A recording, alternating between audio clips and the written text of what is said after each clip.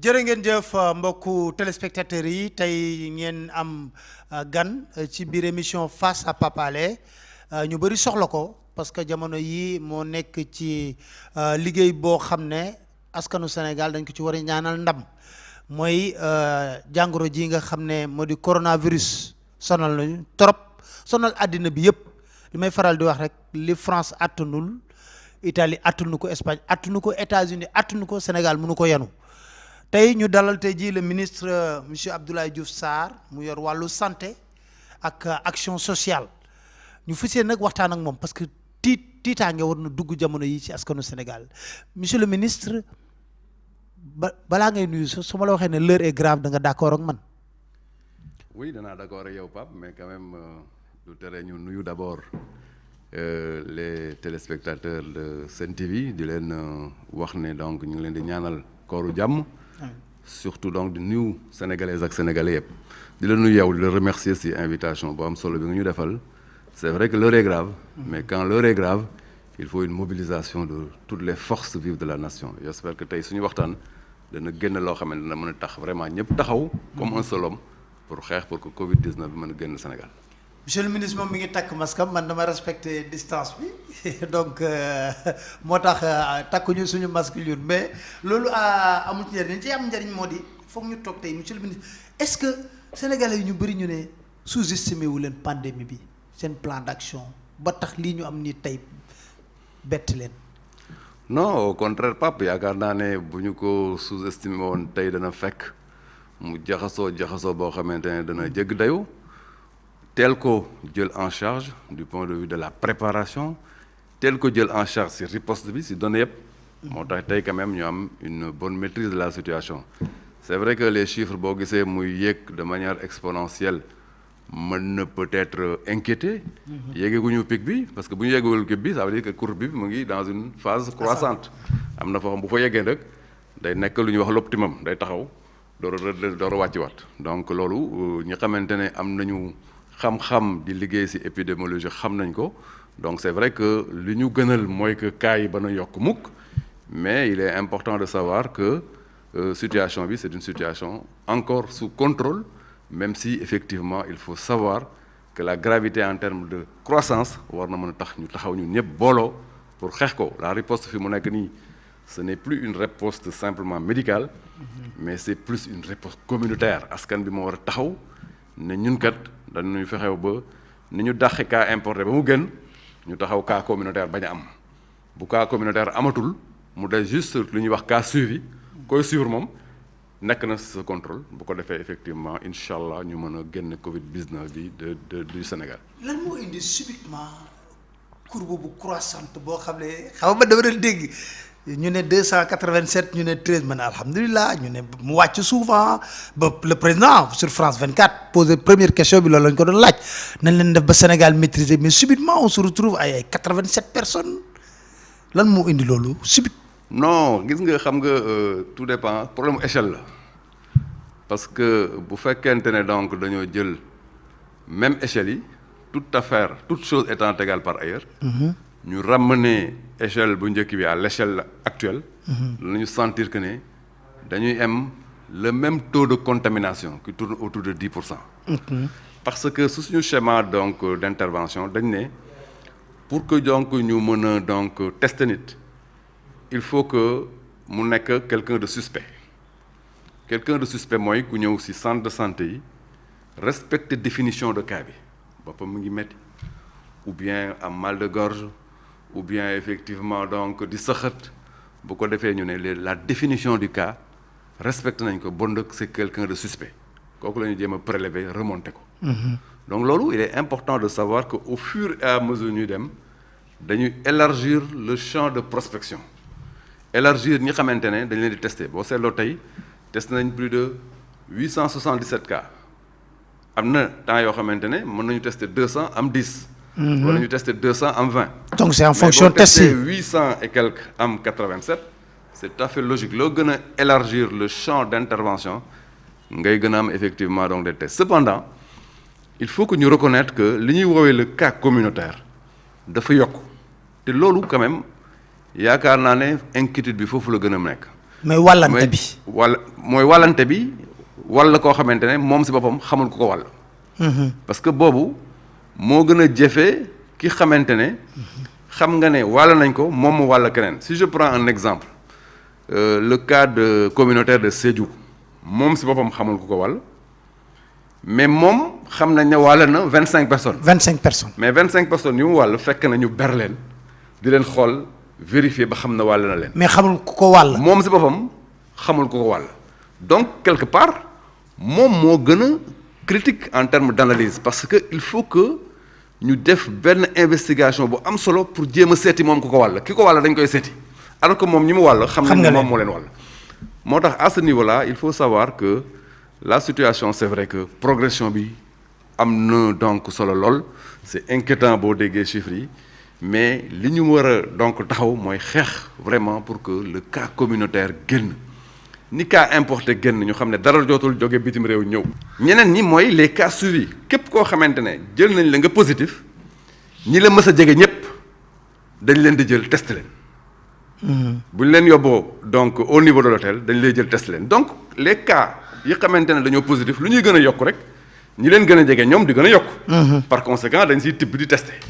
donc loolu moo tax au fur et à mesure ñuy dem il est évident que spectre bi day gën a yokku en termes donc de test moo tax actuellement ñu am effectivement donc un nombre important de cas yoo xam ne dañ leen di tester. te loolu c'est une très bonne chose parce que lu muy gën a yaatu ñuy gën a mën a donc circonscrire la maladie. et xam aussi que les responsabilités ak noo leen ko mën a gérer parce que est-ce que l'Institut Mboup mi ngi def ay tests parce que gars yi ba léegi dañuy xel ñaar ne Pasteur rek a dugg.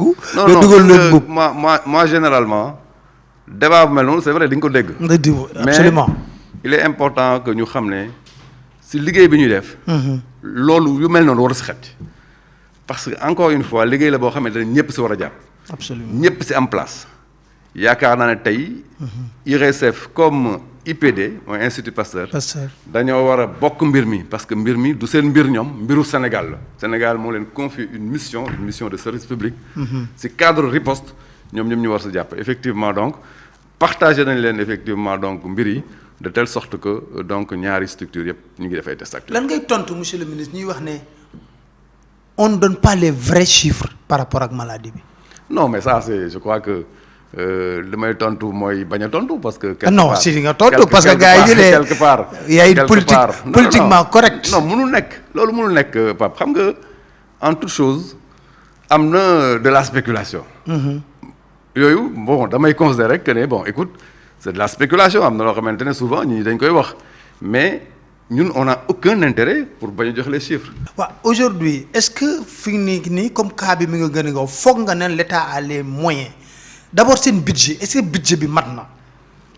oui mais. parce que 1,4 lañ doon wax président ne woon na dina ci yokk dara est-ce que fi mu nekk nii yow en tant que ministre am nga certitude na budget bi tegoon ni mën na joxe un bon plan de riposte. mais oui j'en suis persuadé d'où d'ailleurs 1,4 mooy woon le plan de préparation de la riposte bi ñu koy valider amaguñu woon sax benn cas mais après il y a ce qu'on appelle le plan de contingence.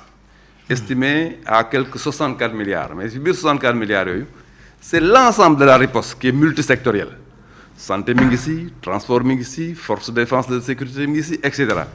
Ça veut dire que aujourd'hui dans le cadre de la riposte am nañ 64 milliards yoo xamante ne c'est le plan de contingence pour sortir le Covid-19 de notre pays ça nag ça n'a rien à voir avec les 1000 milliards destinés effectivement à force Covid-19 donc 3 éléments de budget.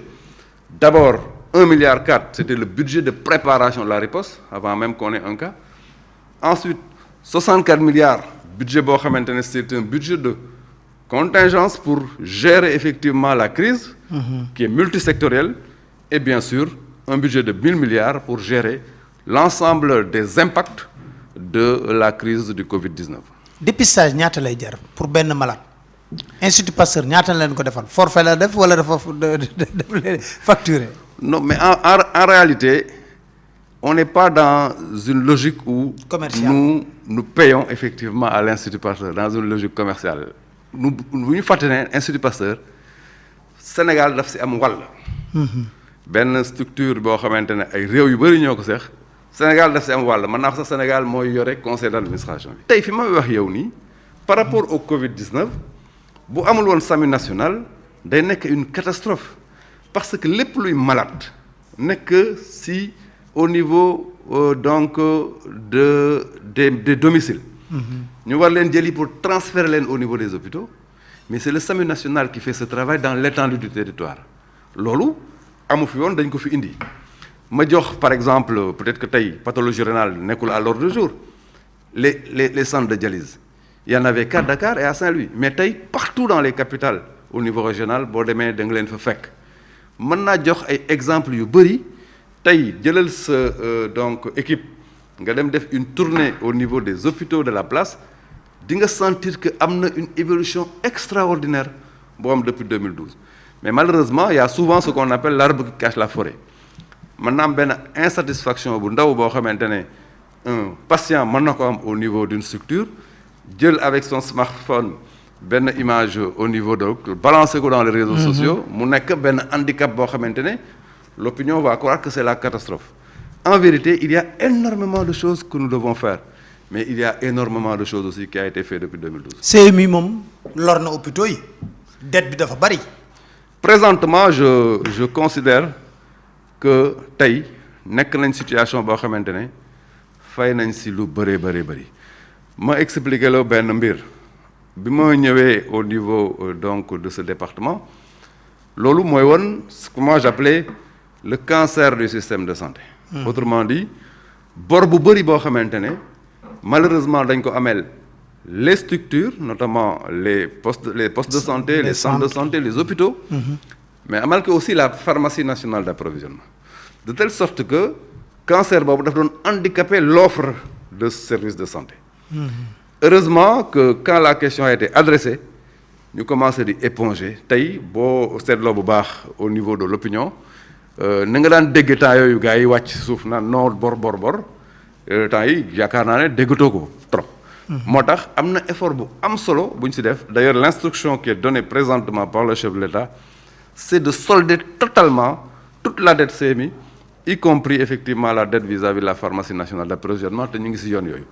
pour ma dellu si maintenant si CMU il y a aussi loo xamante def nañ ko boo koy seet a priori da nga yaakaar ne lu sooxeel mbir yi la alors que loolu moo indiwaat d'ailleurs les choses dans leur orthodoxie parce que avant la CMU et les structures de santé dañoo nekkoon ci benn ministère muy ministère de la santé et de l'action sociale muy loo xamante ne dafa doon un dysfonctionnement parce que on avait mis l'offre et la demande dans le même panier. mënuma ñëw di la jaay ngay jënd ci man ba pare ñun ñaar ñoo bokk. may jaay sama bopp et cetera loolu on s'est dit il faut que ñu dissocier l'offre à la demande. C'est pourquoi on a amené l'agence de la couverture maladie universelle au niveau d'un autre ministère, le ministère du développement communautaire. De telle sorte que en face de l'offre, il y aura la demande.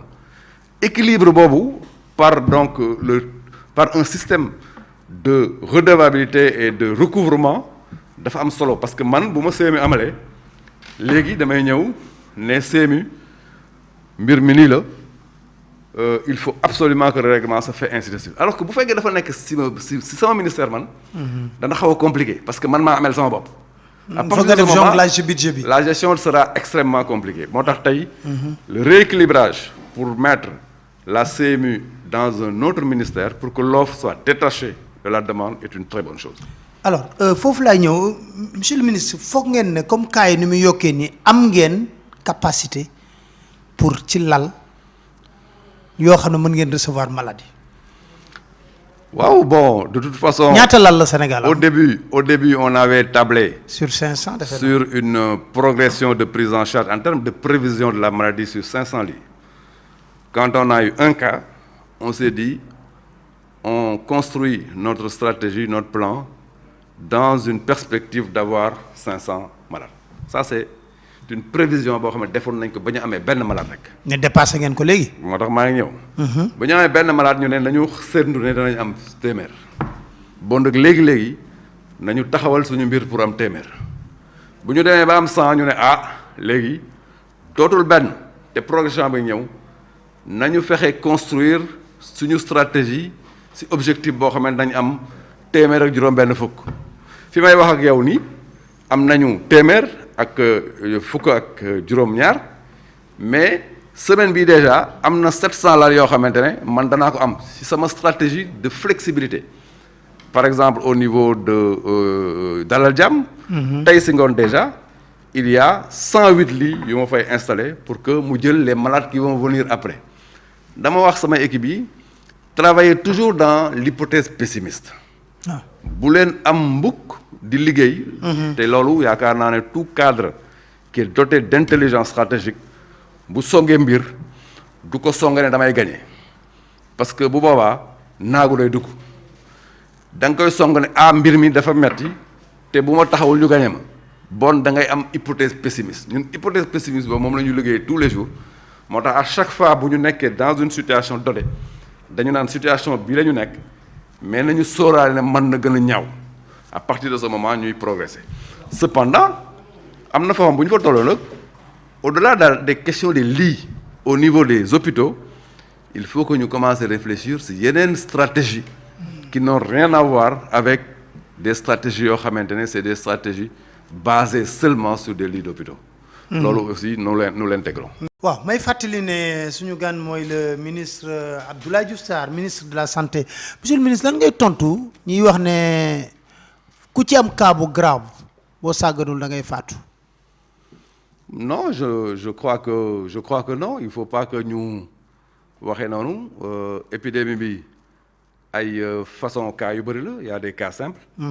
y a des cas day asymptomatiques ñoo xamante ne danañu am jàngoro bi ñu téye leen di leen faj mais ñoom mënuñ sax gëm ñoom que ne am nañ ko parce que amul dara ak fenn fu muy feeñ ci ñoom mais ñooñu à la limite fa ñu leen di faje dafa wuuteeg fa ñuy faje ki xamante ne c'est un cas simple mais am ay symptômes kooku dañuy def un traitement symptomatique il y a des cas plus sévères ñoo xamante ne ñu dugg ci détresse respiratoire dañ leen di yóbbu foo xamante ne leen jàppale ci wàllu noyyi.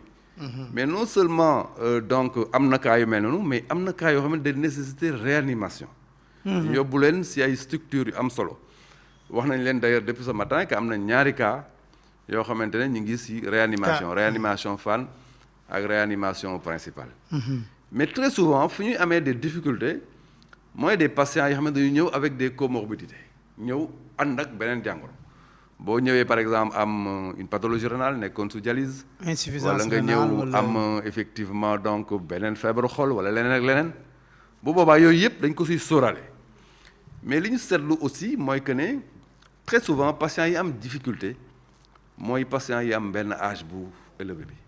am na koo xamante ne demoon na ba am 88 ans am na koo xamante ne 74 ans ainsi de suite. 68 ans yaakaar naa ñi ñu ñàkk kenn rek lañ si ñàkk mu am moins de 60 ans am 56 ans boo tax il est extrêmement important que ñu xam ne notre responsabilité ñun la aussi mais suñu responsabilité mooy aussi ñu protéger li ñuy wax les couches vulnérables mooy les personnes âgées les femmes enceintes les enfants quelque part ñu protège leen.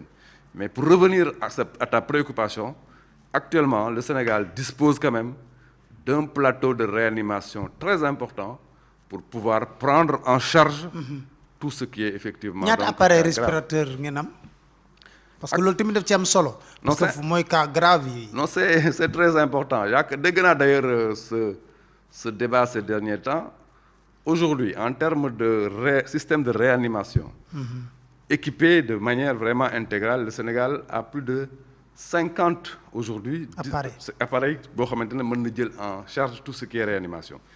Mais dans le cadre du Covid, on en a commandé déjà 70 pour augmenter effectivement le potentiel qu'on avait. ñëw kañ nga yaakaar mu ñëw. On n'a pas pour me terminer donc pour wax la par rapport à la livraison tey jii amuñu problème mu réanimation. Ça vraiment il est important que nit ñi xam ko on n'a pas de problème de prise en charge des cas graves présentement. kenn du ne lii mooy cas grave bi le Sénégal l'a mal pris en charge ou ne l'a pas pris en charge vraiment il faut que ñu rassurer population yi wax leen donc loolu. donc tout ce qui a été commandé au niveau donc du Covid-19 envoyé woon nañ donc il y a de cela une semaine le premier lot qui est arrivé d'ailleurs il y a un lot que je vais réceptionner dès demain matin boo xamante ne am na quelques respirateurs yu si nekk.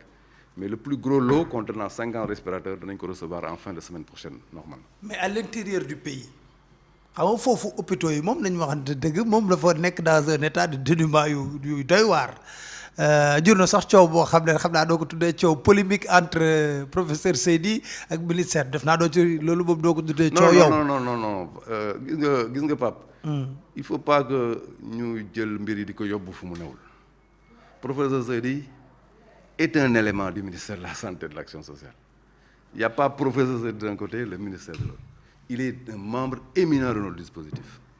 Il est d'ailleurs un membre privilégié en termes de confiance et en termes de conseil dans ses rapports avec le ministère, que je salue au passage.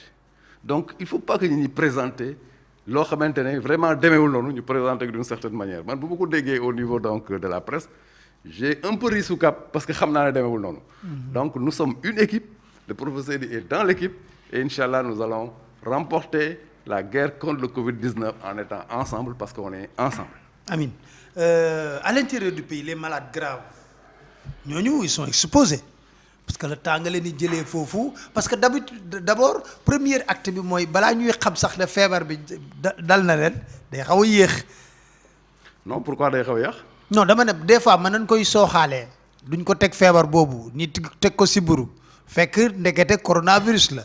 Mais là, ce n'est pas spécifique à l'intérieur du pays. Mais bien sûr, c'est pas spécifique. On peut être aussi ici à Dakar et avoir exactement le même comportement. Donc, ça n'a rien à voir avec la localité Bidjunek. Oui, d'accord. Mais les gens, si vous avez un cas de réanimation, par exemple, sur l'appareil, des fois, il faut faire un appareil. Contrairement à Dakar. Non. Dakar a aujourd'hui un dispositif de réanimation. Pour demain Saint-Louis, il y a effectivement un dispositif de réanimation. Le cas qui a été signalé était effectivement donc lié à Ziguinchor. Et d'ailleurs, à Touba, la dame qui... Touba, on a effectivement un dispositif parce qu'il faut travailler par pôle. Vous pouvez travailler par pôle, il n'y a pas de système de réanimation, un respirateur dans chaque centre de santé. Lolo, le Sénégal ne l'a pas. Mais il faut absolument que dans l'organisation, nous mettions en place un dispositif de réanimation un peu partout dans le pays, sans oublier le SAMU national. Je vous ai parlé du SAMU national. SAMU national, c'est le 15-15. Beau et le SAMU national, il y a donc une ambulance qui se déplace, qui vient rapidement à ton niveau, mais ambulance bobu, le plus war si mbiru réanimation day nek ci bir, y compris un respirateur. Non seulement il y a la dimension mobile, mais il y a la dimension fixe. Pour revenir sur le cas de Ziguinchor, aujourd'hui, il y a 2 respirateurs qui ont déjà été installés. Et ça a été effectivement prévu et envoyé bien avant donc que nous koy signaler. Ça aussi il est important donc que nous notions parce qu'il ne faut pas que nous foog parce que nous signalé nous installer. Non, ce n'est pas le cas. Prévu. La prévision a été faite dans le cadre du plan le plan de contingence. Nous avons que pour le temps de confiner, le confinement est cher. Mais face à la lutte, il n'y a pas de cher. Je crois que c'est la lutte actuelle contre le Covid-19 qui exige à ce que nous mettions en place tous les moyens pour que nous maintenions des contacts. Nous ne pouvons pas contaminer d'autres choses. Les contacts doivent bouger du jour au lendemain. Je vais vous expliquer pourquoi les contacts bougent. Avant que nous ayons les 87 cas qu'on a eus, il y avait des contacts qui étaient dans les hôtels. Mais dès que nous avons les 87 les contacts aux 87 ils ont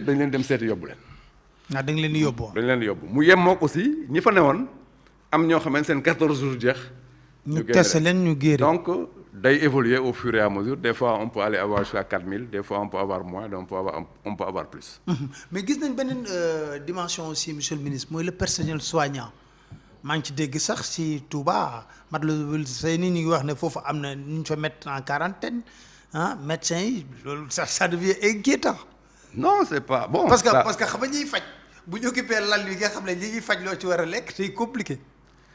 Mais profiter de ces antennes pour vraiment féliciter le personnel soignant, le personnel de santé. Absolument. De les encourager. En ma qualité de ministre de la Santé et de l'Action sociale, mesurer la main, c'est un jambar.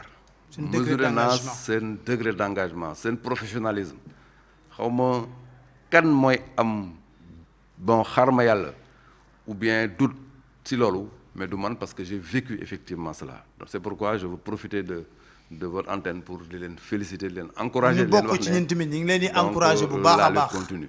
c'est vrai que les personnels de santé ay nit lañ comme ñun. di exposer wu effectivement à la maladie de manière d'ailleurs 10 fois plus supérieure à nous. De temps en temps, il peut y avoir des problèmes. Le docteur Abdoulaye Bousso disait hier d'ailleurs que parmi ces personnels de santé, am na ñoo xamante ne dañoo contracté wu la maladie en dehors de leur structure de prestation de service. Mais c'est des personnels de santé. Okay. Mais en étant dans leur structure, ñun dañ leen amel une protection importante. C'est pourquoi l'État a investi énormément dans les équipements de protection individuelle. Des équipements de protection individuelle, c'est des équipements yoo xamante ne kenn du ko jël di ko réutiliser waat c'est du jetable boo xësee ba sol benn boo koy sumi rek poubelle ba la jëm donc pour traiter un malade il faut à l'infirmier ou bien au docteur mu utiliser 40 EPI xam nga loolu il est important que ñu expliquer ak Sénégalais xam nga man sama yére bi bu ma solee bu suba mën naa ko yóbbu kii dans une semaine ma solal mais EPI boo ko xasee ba sol benn yoon yàqu na donc boo duggee benn yoon ci malade bi jox ko benn comprimé génn da ngay simi sànni boo fay dugaat da ngay sol beneen bu bees ainsi de suite ba kenn ba malade bi di génn hôpital moo tax il nous en faut mais de manière très importante et dans une perspective de renouvellement permanent loo ci am rek doyul tant que la maladie est là.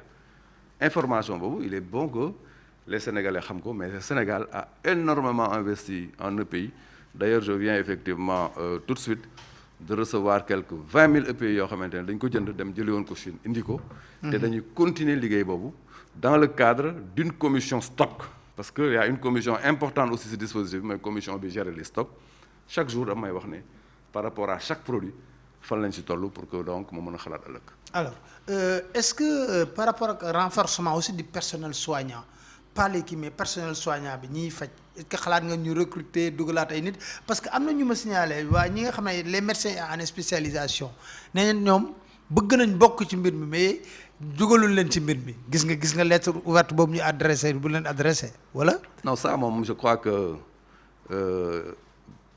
lu ma mën a wax.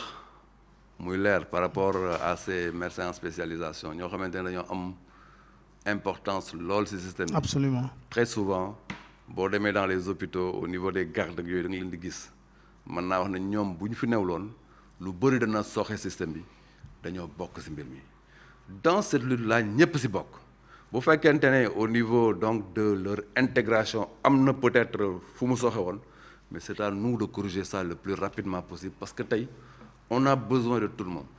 On a besoin de tout le monde à tel point que tey maa ngi xool naka laay donc recenser l'ensemble des médecins yi xamante ne daaw wala daaw jéeg lañ dem retraite pour que donc ma mën a am seen fichier seen base de données pour mën leen woowaat. ñu ñëw dans le cadre de contrat de prestation de service bu ko laajee pour ñu dugg ci mbir mi donc kuy def loolu ñi xamante ne ñi ngi fi te am un potentiel réel nekk ci biir système bi. donc du tax ñuy wax donc maa ngi lancer un appel à ces jeunes là di leen wax ne on est ensemble te danaa leen woo pour que donc lépp lu ñu war a def mu jëm ci ñoom pour que ñoom ñu gën a bokk ci lutte bi pour que le Covid-19 abal ñu réew mi danañ ko def. alors su ñuy wax renforcement de mesures est-ce que mën nañ ko xaar parce que le président de la République sur France 24 rejeté woon na confinement mais sur France TV nee na c'est mën nañ dem ba yegg ci loolu. Renforcement de mesures. Pape man li may jëkk wax mooy d'abord le respect des mesures yi ñu def. Absolument. parce que je crois que loolu mooy préalable parce que boo fekkee da nga naan renforcement de mesures il faut nga évaluer déjà les mesures yi ñu jël. xam ne appliqué nañ ko ba mu révéler incapacité wu joxe résultat mais bu fekkente ne déjà les mesures qui sont là. appliqué wuñu ko mais. manque de résultat bi mënoo ko imputer ci insuffisance de mesure da nga koy imputer ci non application des mesures. Je prends un exemple le cas de Sédhiou mais moi c'est un cas boo xamante ne mais franchement daf ma xaw a jaaxal parce que son déplacement vers Sédhiou dafa nekk pendant la période bi ñu wax ne bu kenn déplacé wu donc kooku bu fekkee ne respecté woon na loolu mais Sédhiou tey doo am 25 parce que 25 yi ñu am tey moom moo leen ko wàll.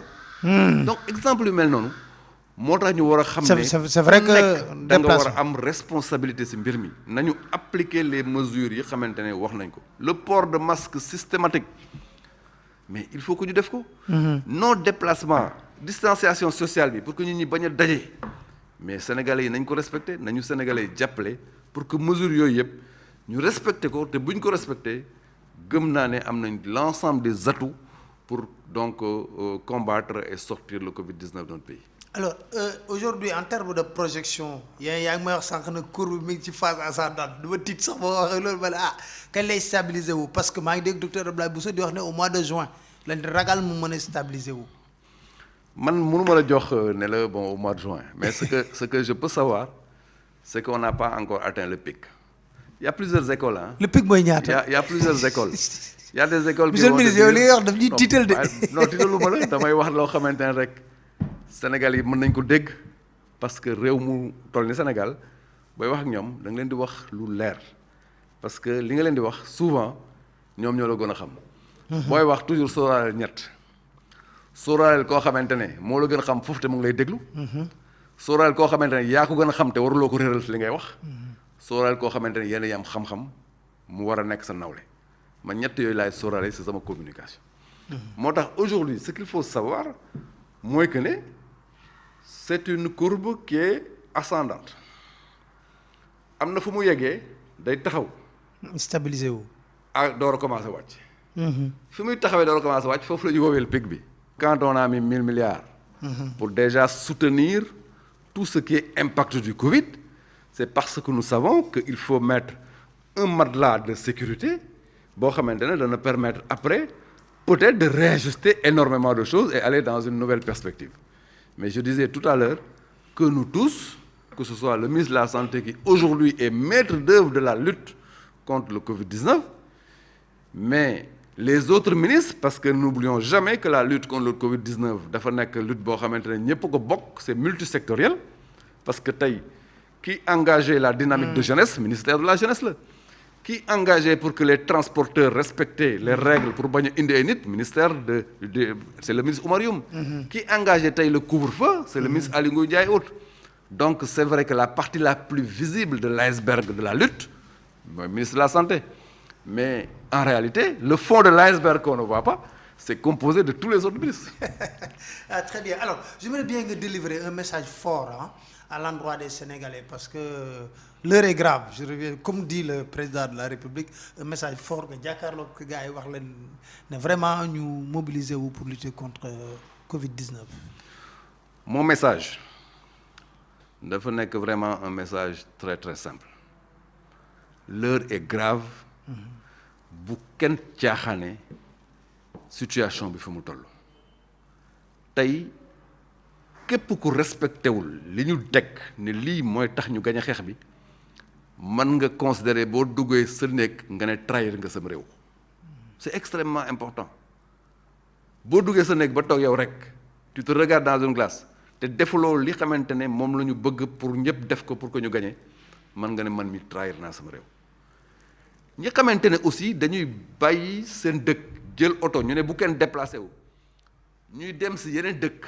ñu leen war a sanctionner bu baax mais non seulement dañu leen war a sanctionner mais yaakaar naa ne aussi même dëkk ba ñuy dem sax bu ñu yegsee war nañ leen mën a dénoncer.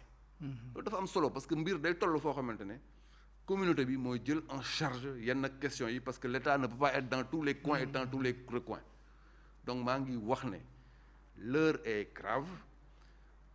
li xamante ne moom la ñu xeex moom la àdduna bi yëpp du xeex te am na réew yu mag yoo xamante ne mu ngi leen di pare daaneel mais Sénégal xajul si ñun moo tax comme que léegi nii am nañu ay tànk mais nañu daw ba ñu amee tànk nañu taxaw ñun ñëpp ñu ànd xeex mbir mi mu génn Sénégal. Monsieur le ministre maa ngi lay jaajëfal di la sant bu baax a baax ci ñëw bi nga ñëwoon fii temps bi xat na ci loolu yëpp wante lii la ñu cëraloon ci waxtu di sant di gërëm mbokku téléspectateurs yi di leen dig daje àllarba ci beneen émission face à Pape Alé ak beneen gan ci seen chaîne de télévision Sen TV incha allah jërë ngeen jëf.